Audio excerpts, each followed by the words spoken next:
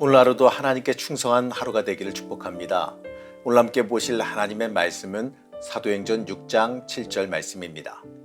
하나님의 말씀이 점점 왕성하여 예루살렘에 있는 제자의 수가 더 심히 많아지고 허다한 제사장의 무리도 이 도에 복종하니라. 오늘도 매일 말씀 묵상과 함께하는 성도님들을 축복합니다. 오늘 함께 보는 사도행전 6장은요. 이 교회 직분자들의 직무가 무엇인지를 우리에게 명확하게 알려줍니다. 이 초대교회가 성장하는 모습을 통해요. 교회가 무엇을 위해서 존재하는지, 이 교회 구성원들이 무엇을 행하며 살아가야 되는지를 명확하게 우리에게 알려줍니다. 간단하게 말하면 바로 교회는, 이 교회 직분자는 이 복음 전도와 봉사의 그 목적이 있어야 됩니다. 오늘 말씀은 이러한 교회의 목적을 명확하게 말하고 이 복음 전파에 동역할 7집사의 임명 과정을 말씀합니다. 이 오늘 말씀을 통해 우리 초대교회 배경 상황도 알 수가 있습니다. 이 당시 교회에는 헬라파 유대인들이 있었습니다. 이 사람들은요, 유대 지방을 떠나 외국에 흩어져 살다가 돌아온 경건한 유대인들입니다. 이들 중에 예수를 영접하고 이 교회 공동체 안에서 함께 생활하는 사람들이 있었습니다. 그런데 문제는 말이죠. 이 헬라파 유대인 중에 이 교회의 구제 생활에 의존해서 살 수밖에 없는 과부들이 많이 있었다는 거예요.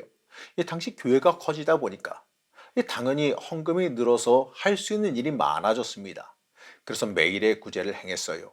그런데 당시 교회에 많은 세력을 형성하고 있었던 히브리파 유대인들이 그 구제의 배분을 주로 관장했는데 여기서 문제가 발생했어요. 이들에 의해서요, 이 불공정하게 헬라파 과부들이 소외되는 일이 발생했습니다. 여기에 대해서 헬라파 유대인들이 당연하게 불만을 토로할 수밖에 없었죠. 교회는 나날이 커져가는데 교회를 바르게 이끌고 정리할 조직이 없다 보니까 이 원칙도 없고 효율성도 없어서 발생한 일이었어요. 사도들은 원래 주어진 사명이 복음 전파입니다. 하지만 교회가 커짐으로 인해 이러한 일들이 계속 발생하게 되니까 그것에 집중하지 못하고 이러한 사건을 해결하는 데 바빠지게 됩니다. 자, 그러다 보니까요, 이 사도들도 육신의 한계를 가진 사람인지라 이 복음 전파에 아무래도 소홀해질 수밖에 없었어요. 이 성도들의 수가 증가하면서 교회가 거대해져 갑니다.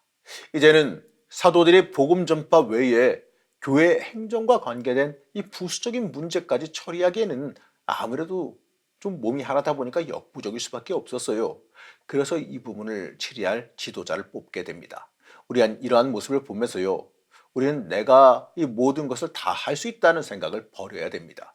하나님의 일은 서로 합력해서 이루는 거지 한 사람이 다 해서 이루어지는 것이 아니에요. 아무리 위대한 사도라도요, 육신의 한계는 어쩔 수가 없습니다. 그래서 사도들은 7집사를 선출하여서 이 공정하고 효과적으로 이 봉사와 구제를 하도록 만들었습니다.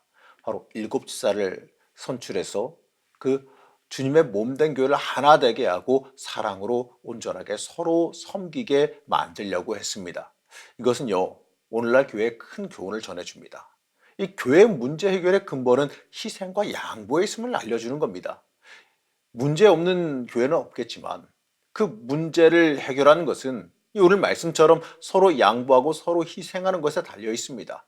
자신을 높이고 이 자신이 유익을 구하는 것이 아니라 이 주님의 몸된 교회를 서로 섬기고 주님을 위해 서로 희생한다면 여러 어려운 문제들이 손쉽게 해결되어질 것이기 때문에 그렇습니다. 항상 문제는요, 사람의 욕심을 채우기 위한 이기심에서 발생하기 때문에 그렇습니다. 자, 그러면 어떤 사람이 세움 받아야 하느냐의 그 문제가 발생합니다. 이제 3절은요, 집사의 자격에 대해서 말합니다. 형제들아, 너희 가운데서 성령과 지혜가 충만하여 칭찬받는 사람 7을 택하라. 우리가 이를 그들에게 맡기고. 여기서 말하는 집사의 자격은 성령과 지혜가 충만하여 칭찬 듣는 사람입니다. 이 성령이 충만해야 하나님의 뜻대로 올바르게 봉사할 수 있기 때문에 그렇습니다. 이 성령께서 주신 그 지혜가 있어야 올바른 판단을 할 수가 있습니다. 그리고 성령 충만함으로 다른 사람들에게 존경받는 사람이어야지만 교회를 이끌어갈 수 있기 때문에 그렇습니다. 이 자격은 오늘날 이 교회 직분자에게도 필수적인 요소입니다. 이 교회 임직자들의 필수 조건은 바로 성령과 지혜가 충만하여 사람들에게 그로 인해 칭찬 듣는 사람입니다. 바로 성령께서 주관하시는 사람, 바로 그 사람이 직분자입니다. 우리는 우리 스스로를 돌아보면서요, 내가 지닌 직분에 부끄러운 삶을 살고 있지는 않은지 우리 스스로의 삶을 한번 돌아보며 점검해야 됩니다. 이제 말씀은 집사의 책무에 대해서 다룹니다. 사도들은 기도와 말씀에 전념하고 집사들은 구제와 봉사의 책무를 담당했습니다. 오늘날에도 그 임직자의 책무는 하나님과 교회를 향한 이 봉사와 전도에 힘써야 됨을 가르쳐 줍니다. 하나님께서 원하시는 것은 이 교회가 어려운 사람들을 돕고 세우는 일입니다. 임직자들은 바로 이러한 정신을 가지고 구제와 봉사의 책무를 기꺼이 감당할 수 있어야 돼요. 이 교회 임직은요, 스스로 높아지는 계급이 아니라 책임져야 되는 책무가 더 많아졌음을 뜻합니다. 이 직분자의 책무는 이처럼 하나님께서 원하시는 삶을 살아가는 삶입니다. 자, 그러면 어떻게 선출돼야 될까요? 오늘 말씀 그 선출 방법까지도 말합니다. 일곱 집사는 온 교인이 참여하는 가운데 택해졌고 사도들의 기도와 안수에 의해 인정됐습니다. 이 지도자들의 그 일방적인 의견에 의해 세워진 것이 아니라 온 교인의 의견을 수렴해서 민주적인 방식으로 세워졌어요. 이것은요, 임직자라면 교인들에게도 인정받는 사람이 돼야 됨을 뜻합니다. 이 모든 사람이 동의할 사람이어야 된다는 거죠. 직분자로 호명됐을 때에 이 교인들이 듣기에 그 사람의 직분이 합당하다고 여겨져야 됩니다. 그 사람의 삶의 흔적이 직분자로서 합당해야 됨을 뜻해요. 우리는요, 우리가 가진 직분을 돌아보며 이 사람들이 이 직분에 동의할 것인지를 한번 생각해 봐야 돼요. 이 껍데기뿐인 직분은 필요 없어요. 그 직분에 맞게 살아갈 때에 그 직분이 그 인생의 가치를 발하기 때문에 그렇습니다. 이제 이렇게 직분자들을 뽑은 결과를 말씀합니다. 7절 말씀입니다. 하나님의 말씀이 점점 왕성하여 예루살렘에 있는 제자의 수가 더 심히 많아지고 허다한 제사장의 무리도 이 도에 복종하니라. 일곱 집사를 선출한 후에는 이 교회는 사랑으로 하나가 되었고 질적으로나 양적으로 계속 성장했습니다. 심지어 이 복음 증거를 박해하던 그 제사장의 무리까지도요, 복음을 받아들이는 놀라운 역사가 일어났습니다.